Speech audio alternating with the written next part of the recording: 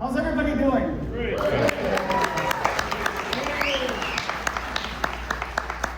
I'm super glad to be back here. I'm sorry I missed last year. A few of us were working, though, just so you know. Sometimes we have to develop products that you guys like. I've got some help with me here this year, and I want to introduce Austin Fisher. He's the product marketing manager for the Corvette, and Adam Berry, who's our creative designer for the Corvette. We're gonna all go through these slides, and you will notice a consistent traditional theme in Corvette, our usual level of preparation, which was about something like that. That's because we know the material, but I would say that Austin did a great job here of organizing the slides. We sent a lot to him, took a lot out. I'll probably get lost along the way somewhere, but we're gonna go through this and keep it loose, and of course we'll leave some time for some questions. I need to mention why Tony Roman is not here this year. He's got a relatively decent excuse. He's racing a Corvette, which is pretty cool, at Road America. He and 3 others in his team are participating in an event there. One of the other drivers' name is Alex McDonald. Some of you might know him. He was the Corvette performance manager for a while. And so we've got Team Corvette members actually doing what we hope customers do as well, exercising the cars the way they were meant to be exercised. Since last year, we've done some stuff. I think last year, during this time, unfortunately, we were a couple of weeks away, maybe less than 2 weeks away from telling everyone about an all-new interior. And so that has been a big improvement, a big upgrade for us and for our customers, and a direct result of input we get at events like this from all of you. The suggestions you provide to us are taken very seriously. I have a list of ideas from the week here, and so did every single one of our team members. And you all contribute to making the Corvette what it is, to making it better, making your experience in the car better, and continuously improving it. We also introduced a model that you may have heard a little bit about called the ZR1X. Did you hear about that? I was on a buy-off ride for the ZR1X at this time last year. Along with a bunch of others, of course, finishing up that car as we announced that later in the spring of last year. Hopefully you saw some pretty cool, impressive numbers about it. 1,250 horsepower in a Corvette. You go to a Chevrolet dealership, buy a Corvette for $1,200, it's got 1,250 horsepower. It is an amazing time we live in. And I grew up as a child of, the early 80s, late 70s, thinking that I'd missed the golden era of cars. That, cars in the late 60s were the pinnacle, and it was never gonna get there again, and here we are at a whole new pinnacle. And ZR1X has been absolutely amazing. We also did a special edition of that car, as if ZR1X isn't special enough, called the Quail Edition. And I was over across the street yesterday and the day before and saw a couple editions of this very special finish, matte finish paint that we've talked about for a long, long time on Corvette. It's taken us a while to get here. It takes some very special operations, and we're happy to dabble in this area to get started here. This will be a test bed for us. The cars look absolutely great, and we're happy to be doing the Quail Edition ZR1X. And then for performance, we went out and did what a lot of us are calling the Hurt Feelings Tour. So we went out and broke some track records at a lot of places I'll get into here in a minute. The other thing we did, again listening to all of you, is we went back to Nürburgring. Brought Z06, ZR1, and ZR1X back to Nürburgring. If you care, you watch the videos, you already know what I'm talking about. But we are super proud of what our collective team did. We design the cars, we engineer the cars, we develop the cars, we build the cars, and our drivers drive those cars. And it's a real testament to, of course I'm very biased, but it's a real testament to the capability of the Corvette team. Later we showed off a ZR1X at a drag strip. Anybody see that drag strip video? I can't really explain what it's like to launch a ZR1X on a drag strip, and I realize it's going to fall on deaf ears for some of you that will never get a chance to experience that yourself. But if you ever get a chance to ride in one or be a part of a launch in a ZR1X or any car that can, which there are not that many, that has this kind of power and traction, the feeling is not really describable. I tell people it blurs your vision, which is based in actual physics, because the blood in your head ends up in the back of your head and starves your eyes of blood and actually causes your vision to close. It is absolutely incredible. On a prep surface at a drag strip, 1.68 seconds, the launch is violent. And absolutely amazing. And if you've ever been to a drag race, you know, like bracket racing, watching that kind of stuff, they're honestly kind of boring to watch. It's more like a car show that's going in front of you, you know, that kind of viewing experience until you get to Top Fuel and professionals and you can appreciate how fast the cars are going. I'll tell you that watching a ZR1X, and there's one video where we're viewing it from behind the starting line and you can see the car disappear down the track. Watching it is entertaining. So that speaks to how brutally quick the ZR1X is. We also started the Build Your Own Engine program, started that back by popular demand. Ray talked about it in his presentation on Thursday, and I got a chance, I've never been able to do this, but I got a chance to build an engine on Thursday morning. I think Ray was looking for me to give some constructive feedback on the experience, how they can make it better, not just giving Josh a chance to build an LT7 engine, hoping I would contribute to it, and I could not give him any constructive feedback. It was absolutely incredible. The experience is amazing. We've got a lot of customers that participated in it before when we had it open and are happy that we brought it back. I'll tell you, the two engine builders, the expert builders that I worked with, Shane and Jeff, were incredible. We got to talk about, you know, the design of the engine. I would tell stories about what I remember happening with this part and that part, and they would describe to me how they go through their quality checks and processes. For example, Jeff was picking out bearings and noticed something in a bearing he didn't like, and so he set it aside, didn't put it in the engine. And he didn't have to do that. These bearings have all been checked for quality, and in fact, that bearing was probably just fine. But the fact that they take that kind of care, if they're not sure, they're not going to use it. And that's just a small example of what goes on in the Performance Build Center. It really is a race shop with the most expert of craftsmen and women measuring to the highest standards. It's super amazing. Spring Mountain, we have ZR1s now at Spring Mountain. I talked to somebody here that's already been through that class. So now a lot of customers are getting to experience what a ZR1 can really do, because let's face it, on public roads, if you exercise the ZR1 too much, you're probably getting a fast track to jail, maybe your car impounded. It's really meant to be on a racetrack, and we're glad that people exercise their option to go to Spring Mountain. For ZR1 and ZR1X customers, it's a no-cost choice to make, so we're happy to offer that. It also helps you, of course, learn about your capabilities as much as you're learning about the car. And so that marriage of building your skill set and getting to know an incredible car is a strong partnership. We're happy to partner with Spring Mountain on. And of course, right outside there, deliveries here at the National Corvette Museum. All right, I mentioned this a little bit ago, but when we started the Hurt Feelings Tour, the track record breaking session, yesterday we announced 2 new records.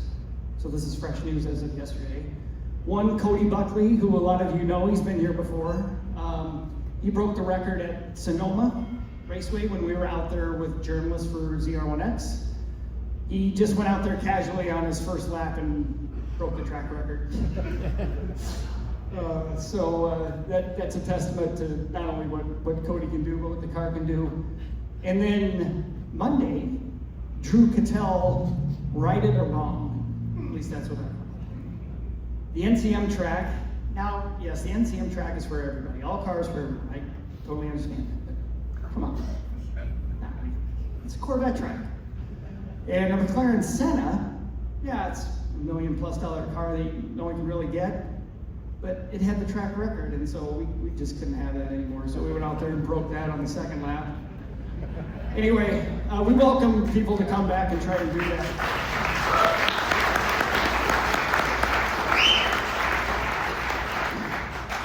Here's some more stats on Cody's attempt. The most impressive stat is the top speed he's achieving at Sonoma. If you've been there and know the track, it's very technical and tight.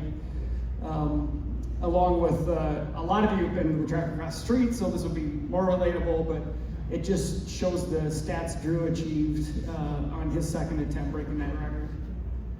And then here's a map of the tracks we've been to across the country. So it's one thing to go to Nürburgring. That's not a super easy endeavor. It's a massive logistical challenge to get cars, equipment, technicians, people, reserve the track itself, plan around the weather, which means you're making 2 different reservations because if you get rained out, you don't get your money back. And so that's not easy to do, and that's why it's rarely done for us. That track is really a development tool for us, not a record-setting tool.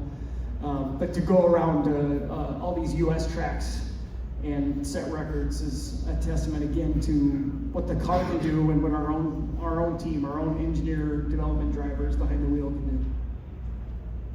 Okay, I'm going to turn over to Austin to talk about 250. All right. Thank you, Josh, and good afternoon, everyone. Thank you so much for spending your time here this weekend with us. So 2026 is not only a big milestone for the country, but for Chevrolet and for Corvette, we wanted to celebrate that milestone of 250 years for the country. And we thought a way of doing that would be to create a limited edition run of vehicles, 250 total across the lineup, available across each model. And so here's kind of a full pack shot of each one. We have 2 of them on display here, some posters you can get. But I think this just shows kind of a unique way, sophisticated way to execute this car. Early on in the development of this car, working with design, it was very, okay, you could go full Evel Knievel with it, or you can do what we did, and we did, a patriotic theme and then a stealth, a special forces theme. We kind of laid behind the car. So any comments you want to add from a design standpoint for this special edition? Of course, thanks, Austin. So of course, like he said, the Evel Knievel option was always there. But we're trying to elevate the brand, and we're trying to get just more sophisticated. And we knew that there'd be other car companies that were going to do their versions of America's 250, and we wanted to come across with something that was definitely more sophisticated. So we went with this monochromatic look, and we made sure the red or the blue was in the interior, so the top is dropped. You really get the red, white, and blue with the top up, the windows closed. It's more of a subtle statement. I've ran into a number of people who have looked at the car outside and they really liked it. They liked the restraint. They thought it was it elevated the look of the car. And what was really nice about this, as you'll see in the next slide in a minute, that we were able to do more than one version of the car. This was our production version you saw there. But today what we have is we're showing you that recently we showed the festival car for the Indy 500. And what was nice about this opportunity is we drew the production car and the Indy car simultaneously, so a comprehensive strategy to show that there will be a part that has more red, white, and blue in it, but it would come in a little bit later. These images you're seeing now are the first time they've ever been shown to the public. I literally put these together before I got on the airplane on Wednesday. So this is an exclusive first picture for you guys that came here today. I know you got to see things for the first time. Here's one of them. There'll be some more to come in the presentation. But we're super proud of this. It's very unique. It's only 13 of them. 13 colonies signed the Declaration of Independence. Thought it makes sense to have 13 of these. And I hope you enjoy it and check out the race when it comes up. Yeah, thanks, Adam. Yeah, and kind of a fun story behind the scenes on this one is, as Adam mentioned, we were developing the strategy for the 250th edition Corvette. We actually were rendering this image of all the Corvettes and all the trucks together. And that spawned let's celebrate this across the Chevy lineup, not just on Corvette. So this initial kind of theme spread on to now you can get this on other Chevrolet products as well, like the Silverado shown here. So with that, we'll go into, so here's a look, we're still building 2026 Corvettes. So here's kind of a snapshot of where we sit today for the lineup. So Stingray, E-Ray, Z06, and then ZR1 and ZR1X. 2026, to Josh's point, a significant upgrade with the interior, the screens, the displays. And so here's a good look at what we're currently building at the factory, and kind of expanding on ZR1 and ZR1X. Those programs are still rolling out, but some early look at sales data or build data. And then as I talked about earlier about the Stars and Steel edition, this shows by model what the breakout was. We could have done nice round numbers for Stingray and Z06, but for all the future NCRS members, we got to make their lives a little bit more difficult, so we just kind of tweaked them by one. We have 50 E-Ray, 2501, and 2501X. So Tim's here, his car's here, he has a white 01X convertible, so that's one of 5 that will ever be built. So that car's here, you see it, get a picture with it, take a picture of it. These are going to be some pretty special cars to get in the future. And here's a look at our option rates for exterior and interior. So you can look across the top of the 10 colors we currently offer. Black, white, silver, leading charge, followed by torch red mist, and Roswell. So Blade Silver and Roswell are new for 26. They're both doing very well. And then for interior, here's a good spread across the lineup of what we're offering. So 2026, again, we had actually a lot of new interior options. We brought in the Ultimate Suede package, the asymmetrical red, which we'll talk more about later, the Santorini blue, medium aspect gray, and the very dark atmosphere. So this gives a good sense of all the customization you have on Corvette we offer today. And so with that, that just kind of wraps up 2026, and now we'll get to what we're up to for 2027.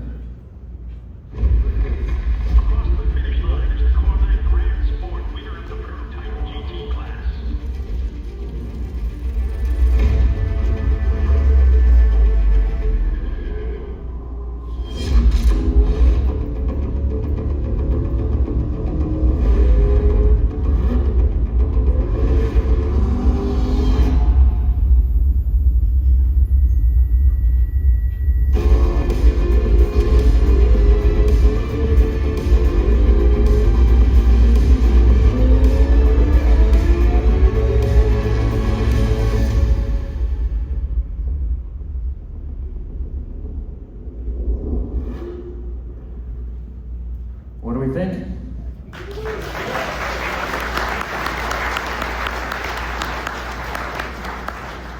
So we know this is a car you've been asking for since C8 started. Well, the time is now.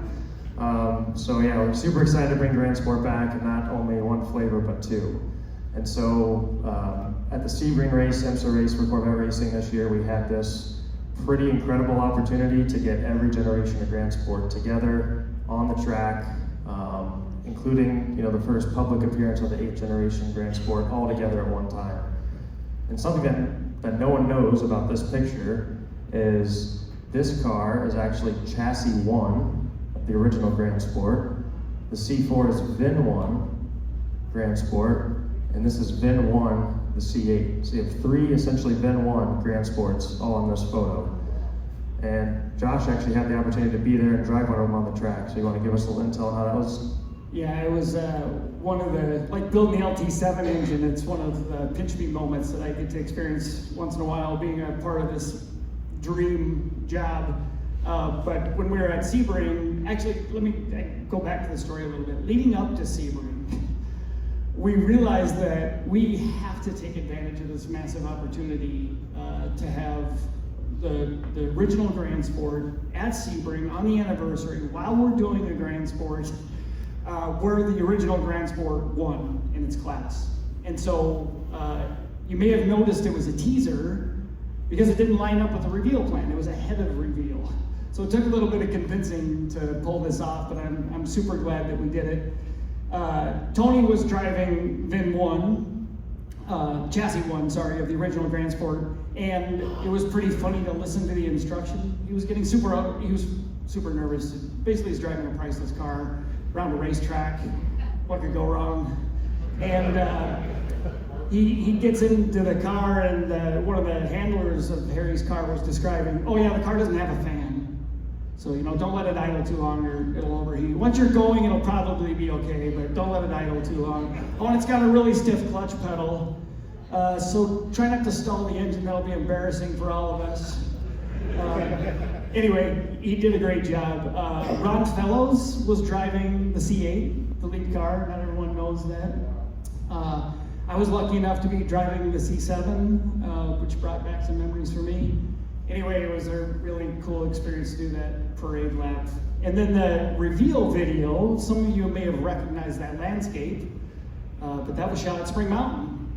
I happened to be there for that shoot as well, and we were kind of cackling that we were up at Charleston Peak Course with Grand Sports, completely uncamouflaged, driving around, filming them, and 50 yards away is a whole bunch of customers driving around the track, so immersed in their track experience, they have no idea what we're doing over there.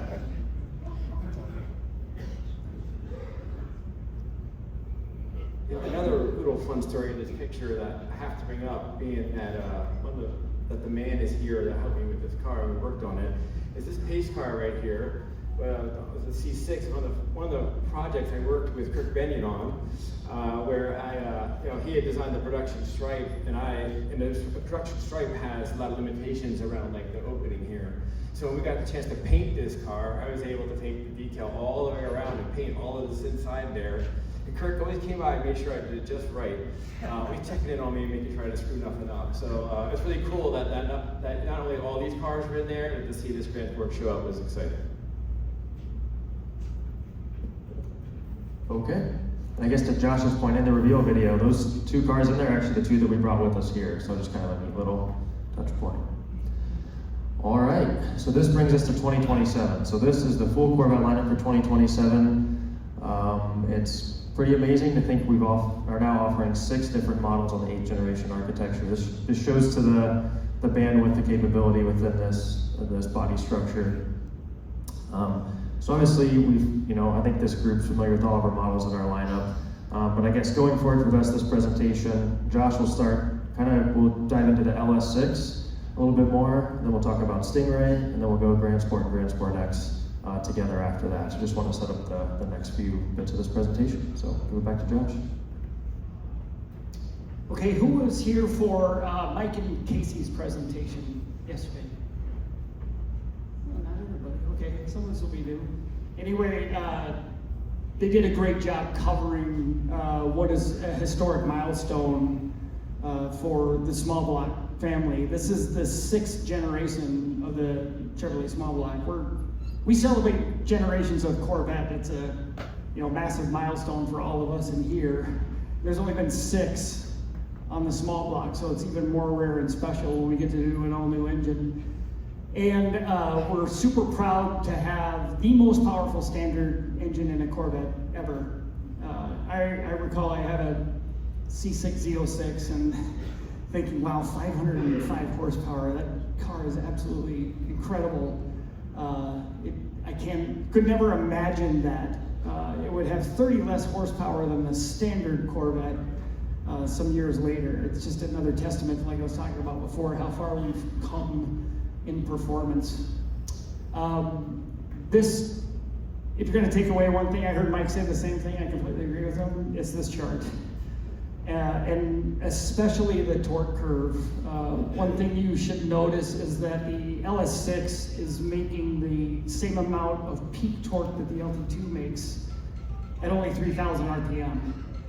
So that significant underfoot, we call it torque immediacy is another way to describe it. That gives you that confidence, that authority of instant response is ever present. It's always present in a small block, but especially in an LS6. The increased stroke and compression really helped us eke some massive torque out of the engine. And of course, 535 horsepower. We did this, I was telling the engine team, you guys just did old school hot rodding. I mean, of course everyone would do a bigger throttle body and a tunnel ram intake and port cylinder heads, and that is in fact exactly what they did. They have a little more powerful tools than some of the hot rodders probably had, but the physics still apply. And so starting with the intake manifold, it's got a 95 millimeter throttle body, LT2 is 87. Remember, I've said this to this group before, more air, more fuel, more power. It's a pretty simple formula. So we need an engine to be a super efficient air pump. For those that know what a tunnel ram intake manifold looks like, this intake manifold will look familiar. That's what it is. It helps with increasing velocities of the intake charge, which can help tuning. As most know, air has got its own inertia and it's also compressible. Just like the LT6 and all the other engines that we do, we can tune that intake pulse of air to give massive volumetric efficiency. In fact, this engine has more than 100% volumetric efficiency. But the big change was in the stroke. So the bore is carryover. 103.25 millimeters, I think, is the bore. But we increased the stroke by 8 millimeters to get the displacement up to 6.7 meters. And I would have been surprised. I'm sure some of you were reading rumors online and maybe you weren't as surprised by the time we actually announced this, but the fact that we're making engines bigger seems counterintuitive to efficiency. But there was one big enabler here, and that is for more torque, more authority during active fuel management. I know active fuel management is not everyone's favorite, but I've told this group many times, the alternative is a 6-cylinder. I don't think you'd like that.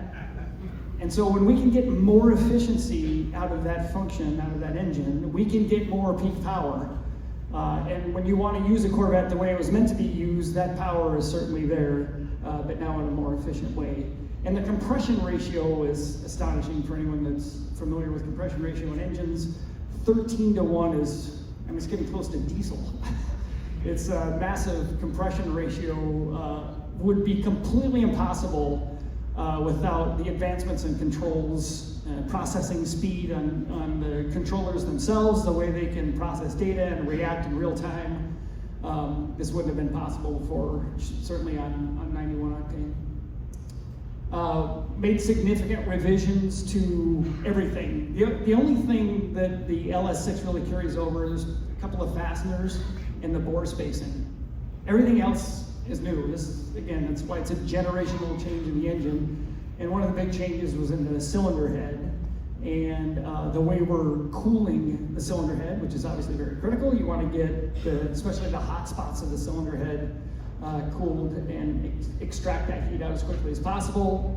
And that's enabled by two different pathways for coolant inside the cylinder head. And one of those is targeted at the really hot spot in the combustion chamber, which happens to be the exhaust valve and the spark plug. Lube system is also new, completely new. It's got a variable displacement and pressure oil pump, a second feed passage for the main bearings. That's the most important, one of the most important bearings in an engine. That's where all the load is transferred through. So we want to keep that well lubricated, and we have a second coolant passage there.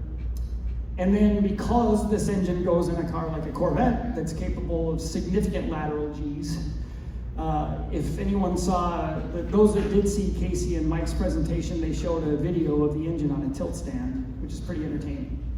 And it's showing the engine tilting at 45 degrees. That simulates, going around a turn at 1 G. Well, the problem is the Corvette can go around a turn at a lot more than 1 G, if we can these days, and it can decelerate way faster than a G. And so the tilt stand's an indicator, but the final proof is testing cars on the racetrack. One of our challenges always has been managing oil separation and crankcase ventilation when you're subject to those high track loads. That's why all 8th generation Corvettes have a dry sump. And one of the reasons that with this new lubrication system, we needed to pay special attention to that performance. It's also got a second injection system, so like the LT2 had direct injection, the LS6 adds port fuel injection. And we do that for emissions, and actually emissions is one of the reasons for this engine coming to be. There are more stringent emissions requirements coming at us, and this engine meets those requirements. And we could have emissionized, I'll call it, the LT2. We could have invested in that engine to make it meet emissions, but it would not have made more power. It would not have done all the cool things the LS6 does, and certainly wouldn't have benefited the car the way the LS6 benefits the car. So another example of we do things even if they're hard to serve the mission of Corvette and make Corvette better for it. All right, I'll get into exhaust a little bit. A lot of you have probably heard one of the cars start up outside. There's no mistaking LS6. It doesn't sound like an LT2. The stroke and compression are a big reason for that. But the other big reasons are the exhaust system itself. So the exhaust manifold is all new. It's a tri-Y configuration. Many hot rodders are familiar with that. Instead of a 4-into-1, it's a tri-Y. Oftentimes tri-Ys are not as good at flow performance as a 4-into-1, but not the case here, where we're able to maintain that and reduce surface area, which helps improve emissions. We need to get rid of the wetted area for cold start to improve emissions. Again, the mission of this engine was to meet emission standards, but we wanted to go beyond doing that and give it performance as well. And then of course, all our learnings from Z06. Remember when we were standing up here telling you what we did on Z06 to improve the exhaust sound? The only single positive thing I can think about that happened in COVID, we delayed Z06, but we took advantage of it to build this new exhaust system because we thought the car could be louder, more character. And as a part of this development, we paid special attention to a bunch of different areas. One of those is actually in the bezel of the exhaust pipes themselves. So they have parabolic surfaces that reflect that noise back toward the driver, so you can hear that sound. And building off that learning from Z06 and then ZR1 and ZR1X, we adapted the system to work on an LS6. But we can't just bolt on that exhaust system. We have to add AFM valves and tune those, and then of course change the flange to match the catalytic converter flanges on the LT6. But inside that muffler was carefully tuned baffles, and the sound is amazing if you haven't heard it yet. There'll be more startups later today. Okay, I also want to talk about the same LS6 I just said is the most powerful standard engine in the Corvette means Stingray gets some big upgrades also. Not just the engine, but we now have a new Michelin tire, and Michelin team is here with us, obviously a big sponsor of this event. And they have a new PSS5 high-performance tire that has been incredible for us. And we're first introducing that on the Stingray. In fact, the tire capabilities went up so much, we retuned the car. So we changed the chassis tuning in the car, MR calibration work in the car, and aero balance. We found the tire could benefit from more downforce, and so we actually changed the angle of the wing on the Z51 to extract all that performance out of the tire. And then one of the biggest performance benefits is the 556 final drive ratio, which in past Corvettes has been reserved to Grand Sport, but we're bringing that into the Stingray as well. So big upgrades for Stingray, including an all-new wheel. And there's a red car out there that's actually, it's a picture of the car out there, that has this wheel on it. It's got a little more aggressive offset. Customers have been asking for us to do that, so there's one more example of us listening to customer input and taking that into the design. Yes. You want to talk more about the wheel? I was just going to point out real quick some of the tricks we used to make the wheel look more aggressive and deeper. Simply that we kept the center cap where the bolts are as far down as deep as we possibly could through this area here, and introduced a number of shapes to hold your eye inward and the line of the spoke outward to try to make the wheels look as big as we possibly could. Because we know that the more motorsports looking the wheel looks, the more you guys seem to like it, based on what you guys do to your cars in the parking lot that we see all the time. So hopefully you guys get a chance to check out the new wheel outside and you like it. Wheels cause a lot of debate internally with us with design. We want the wheel to be as stiff and light as possible. And so generally we start with this minimal shape and then ask the studio, because that shape is pretty ugly, if I'm being honest. It's super light and stiff, but it's not really attractive. And then they get the tough job of designing something that looks good while not adding more mass or reducing stiffness. And it's this iteration of trade-offs that make an optimized wheel that also looks good. Yeah, and another piece of customer feedback you've been asking for a while was to bring the center exhaust to the Stingray. So that's another element we've done. Starting in 2027, you can buy this from us, from the factory. Okay, with that, we'll talk about Grand Sport. So again, we have two flavors of Grand Sport. We'll start rear-wheel drive car, and then we'll touch into the Grand Sport X for the all-wheel drive variant. So obviously, 535 horsepower, 520 pound-feet of torque, magnetic ride control is standard. And bringing the wide body presence with the LS6 engine is a perfect time to bring the Grand Sport to life for the 8th generation car. And we'll go into a lot more detail later about the heritage packages and what kind of customization opportunities you have on the Grand Sport. You want to talk brakes? Yeah, I'll cover them. So one of the things, another example of listening to customers, we get a lot of feedback about, I love my Grand Sport, but I don't like to clean my wheels every time I put gas in the car. So we've got a new brake package for Grand Sport, a third available brake package. We're calling it JX6. It's a nitrile carburized coating on the brake rotor and pads that are compatible with that coating. And it's low dust and quiet. If you're gonna buy a Grand Sport and you don't plan to take it to the track every weekend and you're gonna do cross-country trips, and you wanna keep your wheels clean, get these brakes. If you are going to go to the track, get J56 or better yet, J57. But those of you that might be thinking about a Grand Sport or owned one before and are used to, hey, J56 brakes, this is what I know and this is what I'll get, and maybe aren't sure what JX6 is, remember that if you want clean wheels, you're not going to go to the track, these are the brakes. And these are the standard brakes in the Grand Sport. Some cooling system revisions. I had a few questions about what we did with the cooling system. So for all LS6s, we added another aux radiator. We call them step-down coolers. So both left and right side of the car have auxiliary radiators now to help manage, power and efficiency, more power at the same efficiency, even though the engine's a little more efficient, still generate more heat, and you have to reject that heat.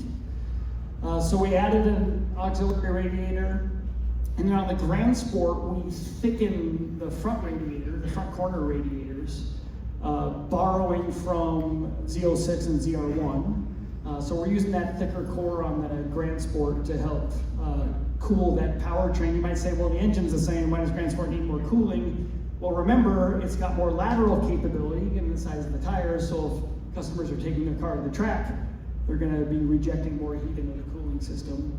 And then for ZR1X, here's an upgrade that people may not have thought about, but because we made these cooling system changes, we were able to get rid of the front center radiator. So E-Ray has a front center radiator to help cool the power electronics and the battery.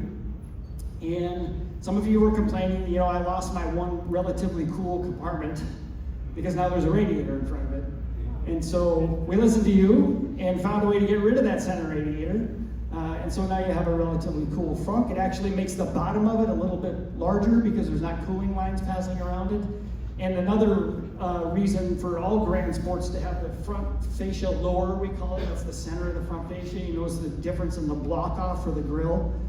If you don't need to flow any cooling air, then we don't do it because it reduces drag and improves aerodynamic efficiency. So adding that block off helps do that as well.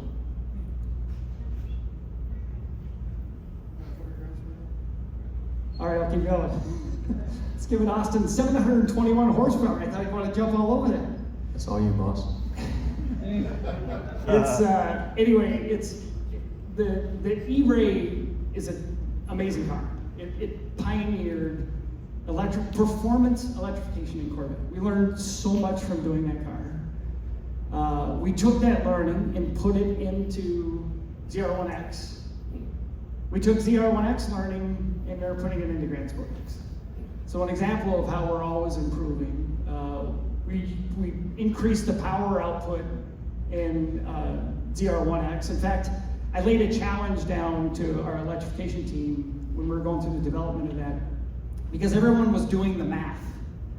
Oh yeah, 1064, and you know it's going to have 160 horsepower front axle. And I don't care if it's 1 more horsepower. Just prove them wrong. Do something, and of course they overachieve, and we're able to extract 186 horsepower. But the extraction of power electrically is coming out of the battery, and the way we do that is to use more of the battery energy. So the battery is exactly the same. Same hardware that came out in the E-Ray, 1.9 kilowatt hour. It's a tiny battery. It's compared to an electric vehicle, it's tiny. It's meant to provide a lot of power flow. So a Corvette traveling fast, in fact, kinetic energy is the square of speed. The faster it travels, the more energy with the square of that speed is imparted. And we want to recover that as quickly as we possibly can. So when you step on the brakes in any E-Ray, ZR1X, or now Grand Sport X, the very first thing that's happening is we're commanding the motor, which is a generator, to put energy into the battery. If you have to decelerate faster than that system is capable of recovering energy, then we're going to use the massive brakes to slow the car down. But that energy that's put into the battery, we expand how much we use. Generally, you don't want to use too much of a battery's energy because it can reduce the life cycle of the battery. In other words, if you overcharge it or under-deplete it, it extracts more life out of the battery. But unlike lead-acid batteries, lithium-ion batteries work quite a bit differently. And learning from E-Ray, our own durability schedules told us that we could get more energy out of the battery and not degrade any durability performance. We're not backing off on that super long warranty. We're standing behind everything. And so we were able to use more of the battery energy, which increases the voltage at peak capacity. Voltage times current is power. That's where we get 186 horsepower into the front motor. But you might say, okay, well, then just reflash my car to give me all that power. It's just software. You just sit here and change anything.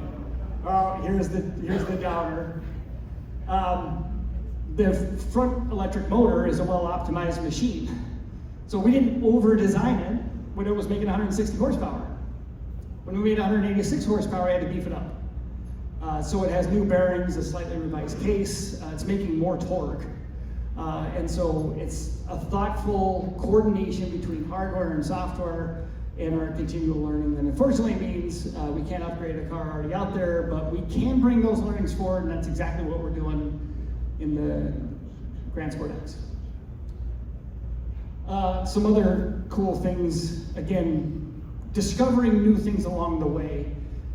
For those that read everything there is to read about ZR1X, you may have even seen this slide, but some of this isn't new to you. When E-Ray came out, we had a couple of modes so that the driver could control the state of charge of the battery. One of those, key up mode, we'll call it, or endurance mode. It's the standard mode. When you start the car up, that's the mode it's in. And essentially, it's if you're given a throttle, it's going to give you all the energy it can give you until the battery runs out. It'll give you whatever you ask for. And then, that's qualifying mode. Endurance mode, Charge Plus, allows the system to maintain a set state of charge. So you can do a session at the track across the street. You can do a tank of fuel and not run the battery out. We're going to target a state of charge. Well, with cars like ZR1X, Drew driving on a long track like the Nürburgring, we realized, well, we need the driver to have some authority over that control. And so we came up with push to pass, just like a race car, where you can be in endurance mode, but if you want the extra power, say coming up to a long straight, and you're at wide open throttle, you just hit the cruise control up button, which by the way doesn't work in track mode as a cruise control. So we got an extra switch sitting there. So we repurposed that for a push to pass. And then another thing we learned from the electrified Corvettes was the desire to have a feature where we're giving the front axle its control authority, but the rest of the chassis controls is basically turned off. And that's what we call PTM Pro. So we're balancing front axle for turn, entry, and exit, but if you want to get way sideways, if you want to horse the car around, we're going to let you do that. Oh, sorry, one last improvement. Grand Sport X gets a stealth mode speed increase. So neighborhood exit mode, stealth mode, if you want to sneak out of your neighborhood. Right now you're limited to 45 miles an hour. In model year 27, we increased it to 50. That may not sound that impressive, it's only 5 miles an hour. But I can tell you from experience, if you're driving in a road that's got a 45 mile an hour speed limit at 44, in Michigan you'll get honked at and flipped off. So at least it opens up a 45 mile an hour speed limit. Okay, awesome. So I think the top two items are actually new news to most of us, if not all of us. So new for 2027, we have a couple of accessories we're going to be adding. So we have an illuminated emblem, illuminated cross flags, new available across any Corvette for 2027. And we also have a new hood and roof decal package put together by our accessories team. These were actually featured on the cars as they ran the Nürburgring lap times. And so the two cars outside actually had this installed. We loved it so much, said, hey, we should sell this to our customers. And so two new bits of news. And then additional accessories exclusive to Grand Sport. We have the red Grand Sport badges on the Admiral Blue car outside and the Grand Sport wheel caps. One benefit of making these slides, well, most of them this morning, I could react real time to the feedback and questions we've been getting all week. And so just to clarify, for Grand Sport, if you buy one, kind of straight out of the box, you're going to get the carbon flash badges, which is shown at the top. If you select the chrome badge package, which will turn your cross flags chrome, you'll get the middle emblems. And then if you get the accessory badge, it's of course the one at the bottom. So just wanted to clarify the three different emblems you can get on your Grand Sport. Another question we've had a few times this week is our new extended front splitter, which is shown in the middle.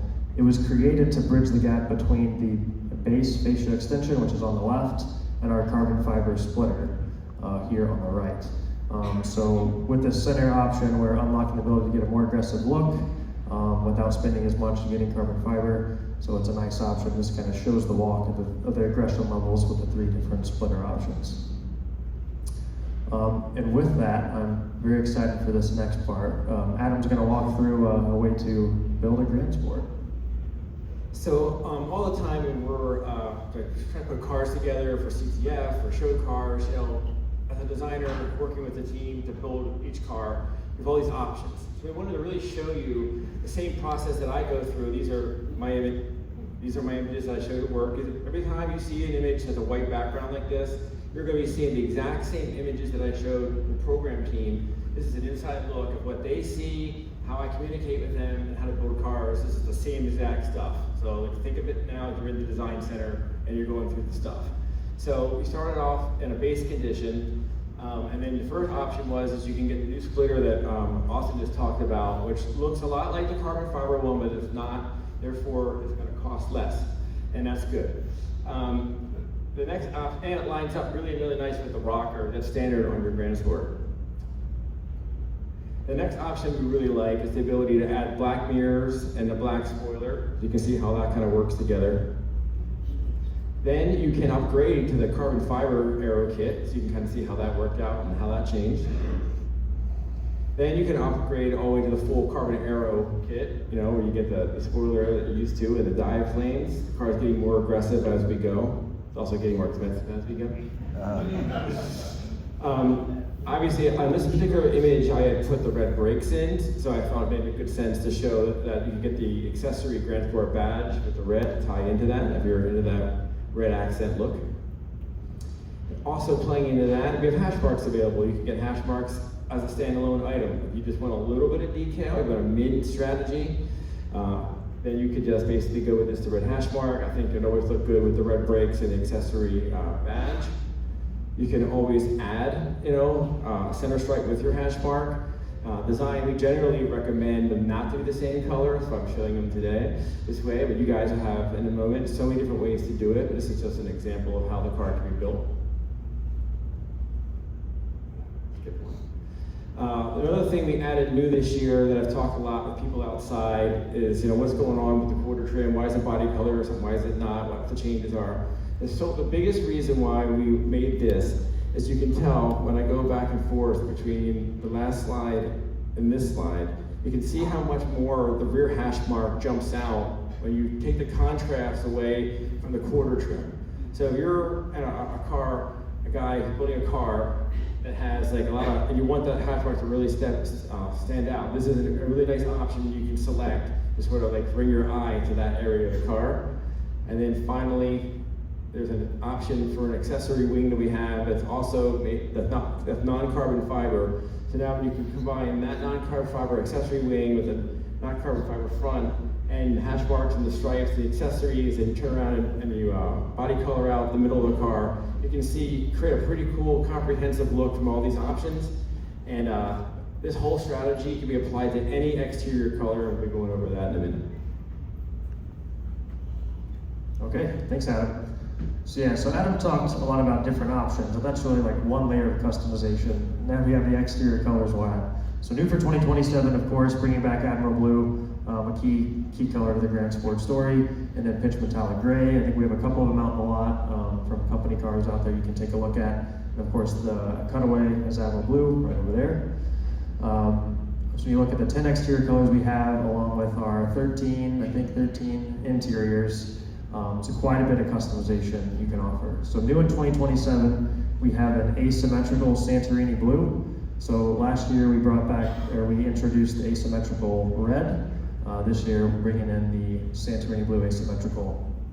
And by the way, we also have asymmetrical blue stripes we're offering to complement this interior, and we have royal blue racing stripes to complement the Santorini blue. And then one new exciting element for 2027 is our Santorini Blue Dipped, which is exclusive to 2027, will be our launch edition, available on Grand Sport and Grand Sport X. And so I'll let Adam talk more about the launch edition. Okay, thanks Austin. So I don't know if you guys have picked up on this trend of us having an interior available to you for 1 year only. You know, if we do that so that every single year that if somebody wants to buy a car becoming really unique, they can jump in, they can grab that interior. Last year was the medium ash with the orange stitching. That gets swapped out now for the fully dipped launch edition interior. If you guys are like loving the blue, little red accent, you want to jump full into the Americana vibe, this is your 1 year to get this interior. I want to point out a couple other details that we did that are pretty cool. You know, we invented this icon. Get this thing to work. Anyway, that basically is the top view of the car, and we use that theme in a couple spots. You know, we use it on the headrest, and then when you open the door, you're also going to see it on the floor mat. And then if you buy the accessory wheel center cap, you're going to see it there too. So basically, this little symbol, an icon, is basically representative of the launch edition. And so we thought that was a pretty neat touch, a little Easter egg. It kind of ties into previous collector editions that had their own unique icons. And I'm not sure if you've been exposed to this in previous press releases, so I want to point this out. This car also obviously debuted in this white car, so basically it's another really American look where this color looks really good in this white car.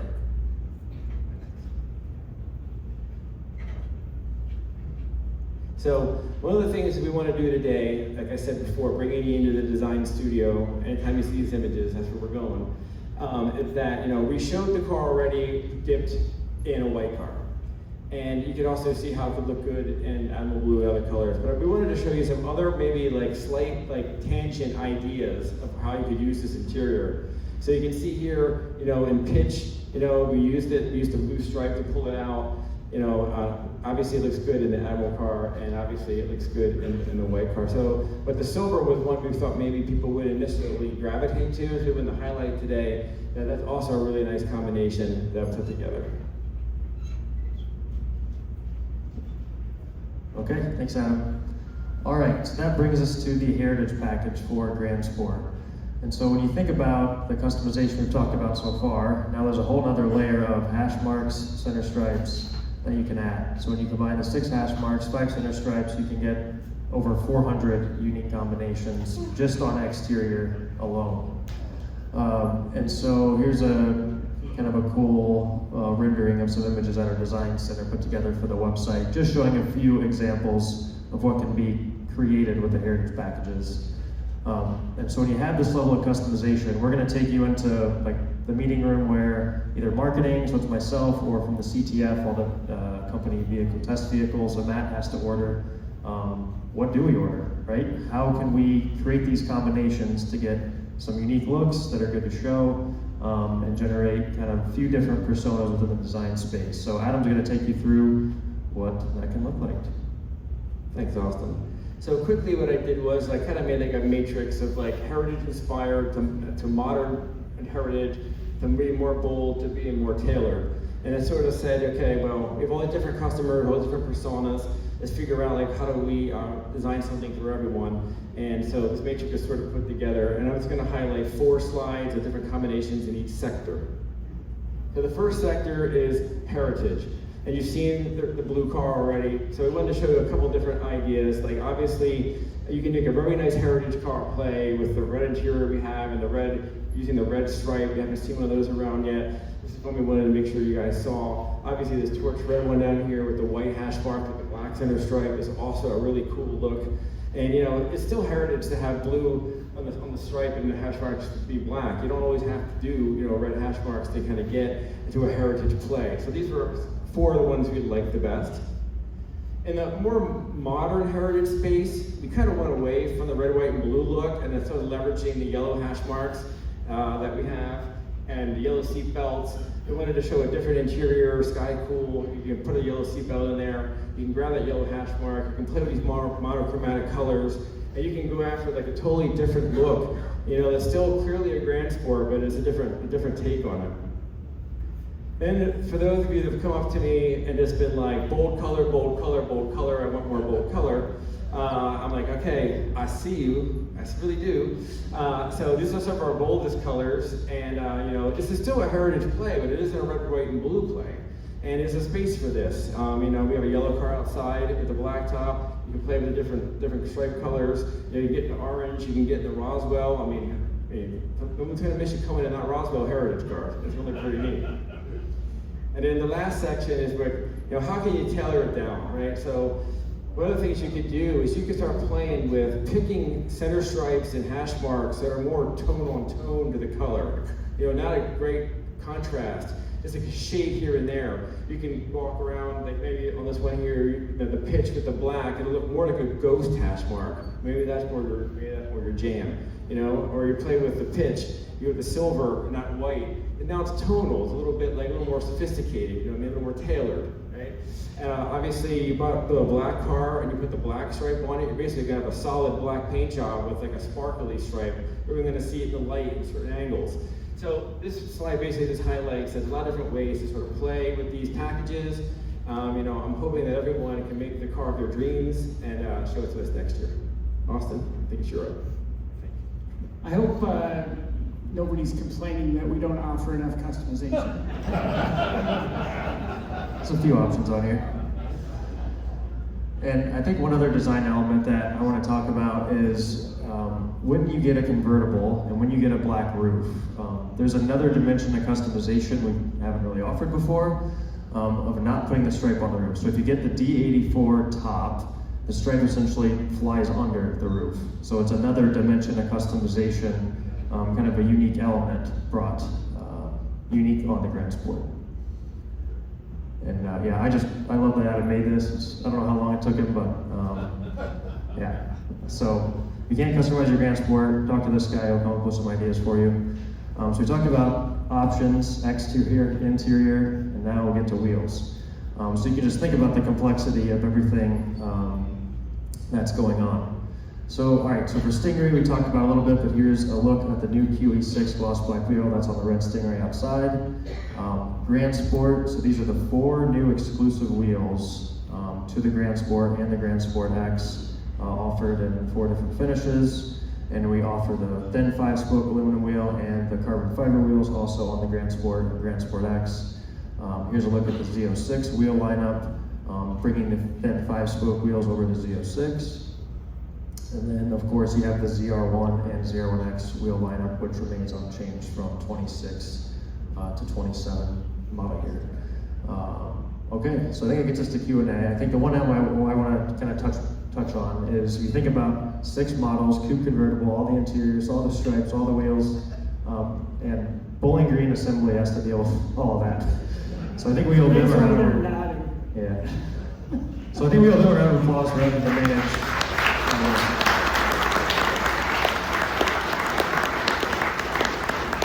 We're ready to get started with the Q&A. Thank you. Great presentation, by the way. Heads above last year. My question is, as a salesperson who deals with customers, when the new product rolls out, are we going to see the number of constraints?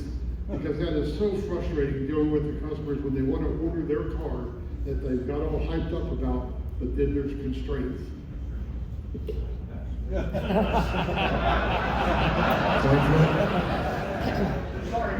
So I'll touch on constraints, and Austin can add some intelligence to it. You saw some examples in there in Grand Sport where we're offering splitters and rockers that are TPO and SMC and blow molded spoilers, not carbon fiber. So one way to help carbon fiber's example of constraints is to get people away from carbon fiber. You can still get the look, but aren't saddled with very limited, very labor-intensive process that gets some constraints put on it. On the flip side, for the parts that people want and are still constrained, we are working really hard. You guys have heard me say this before, so you're probably sick of me saying this, or you're like telling me that what we're working on isn't fast enough, but I promise you, there are a lot of people working hard on building more capacity, up to and including adding, duplicate suppliers to make similar parts. So we are listening, we are trying to improve capacity. I've said this before, you can also have too much capacity. For you or anyone ordering a car, you're not a fan of demand. That means you're waiting. You're waiting in line, you have to be patient. Running a business enterprise and building brand equity in something like Corvette, demand is good. We need some demand. And so there's a balance there. We could have invested a lot and way over capacitized and built way too many cars too soon.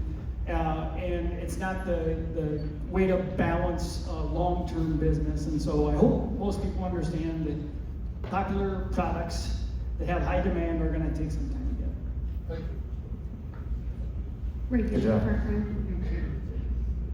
I have two questions. One is about the exhaust and the other is about tires.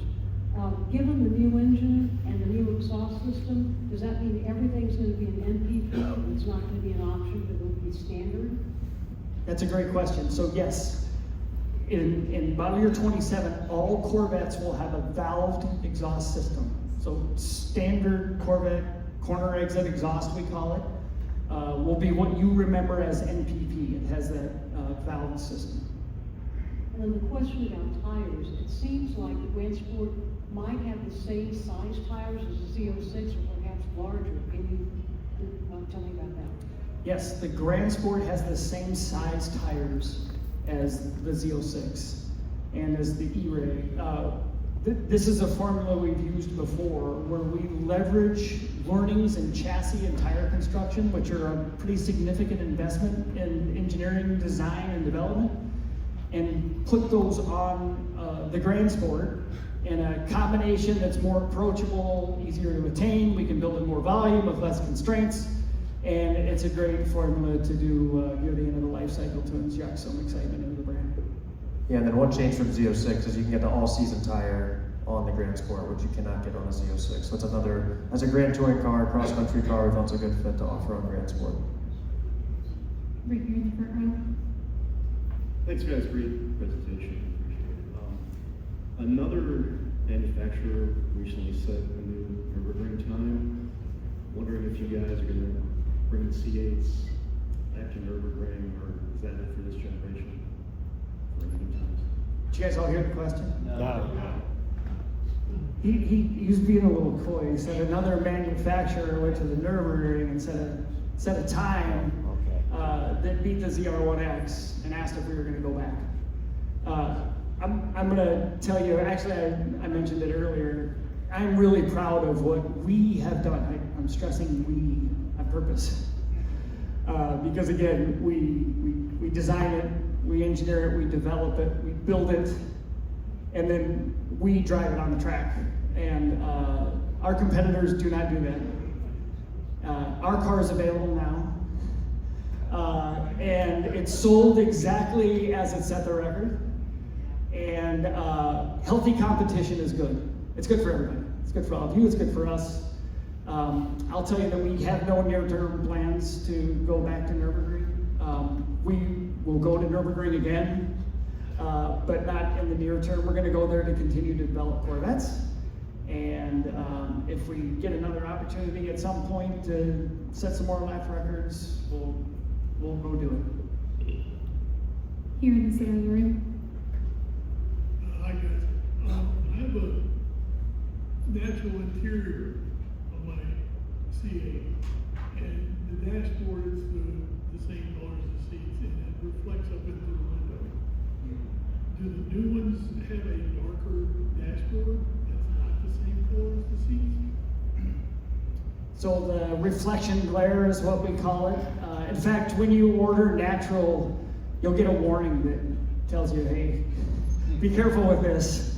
If you like the look of it, it comes with some of that reflection glare, and any dipped interior has some of that going on. The answer to your question, does the new interior have less of that surface? And the answer is yes.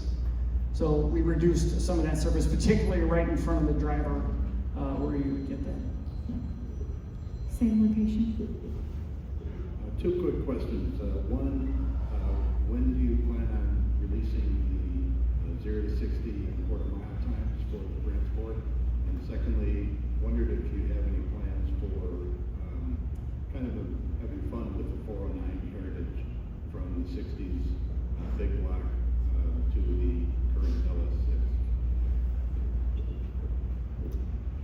I didn't hear the last part of the question, but I'll answer the first part of it. The 0 to 60 in acceleration times, we're still working on. Remember, we haven't launched the car yet. It's still under development.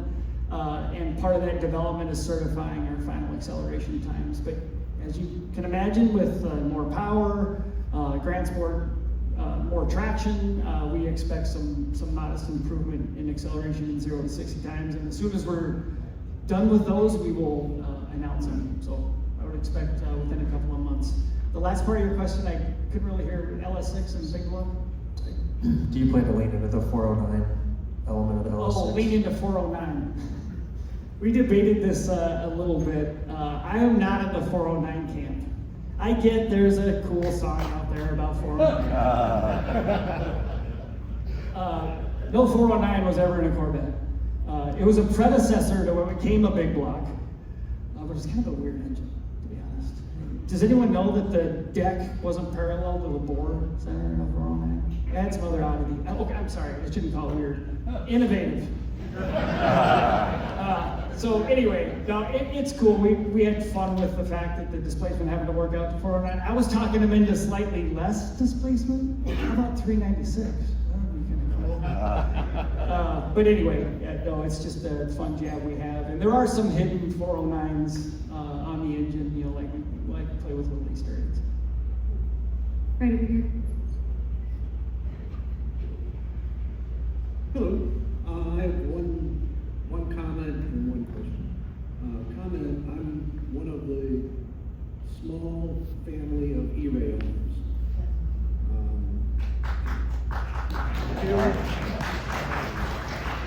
I've got 27,000 miles on my own. It's only a year old. I was kind of disappointed to see that the E-Ray wheels are being offered on other models, because I thought we'd have a little bit of exclusivity for our small family for the future. But okay, you can do it. All right. I'm disappointed. The other question is, what's with this rear brake light turn signal recall that I got? Because I have a 2025 and there's no, I know you're going to do an over-the-air thing for the 26s because that's the software you're using right now. What are we doing for the 25s? And I don't even know when my cars are affected, but I put the VIN number in and it popped up and said yes. You're affected. So let me dive into some of that. The E-Ray wheel, I sympathize with you on exclusivity. It is a very cool looking wheel, at least in my opinion. I thought it was one of the best wheels we did. Yeah, it's cool. And I already know people that bought E-Ray wheels and put them on their other cars, so there's nothing to prevent anyone from doing that necessarily. And we thought it best to offer customers more choice. Like I said, if you don't think you get enough choice in customizing your Corvette, I'm not sure what else we can do for you.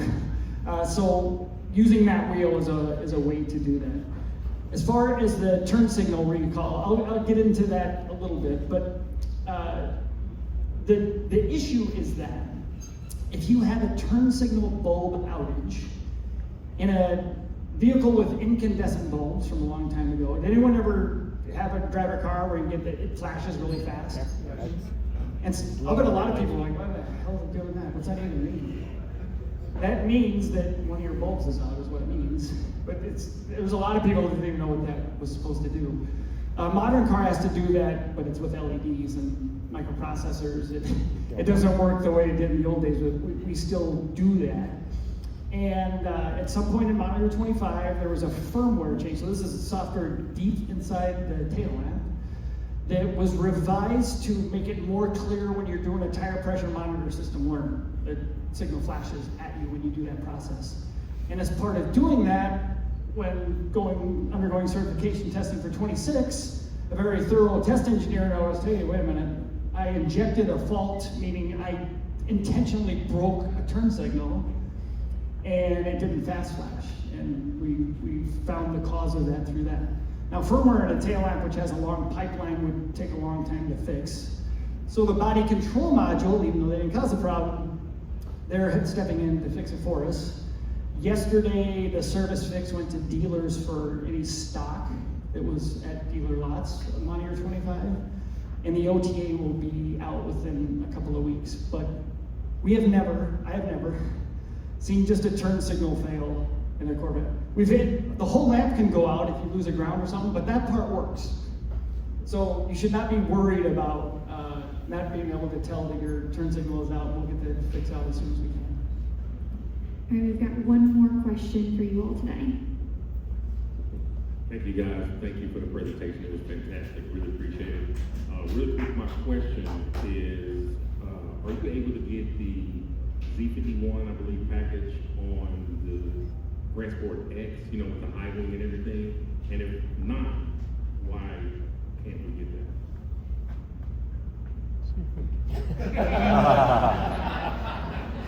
We gotta save something for later. Is that what you want? Is that what you get? Yeah. Okay. All right. That's why we come to things like this. Good idea. We'll work on that. If you all would, please give a huge round of applause to our Corvette. Thank you.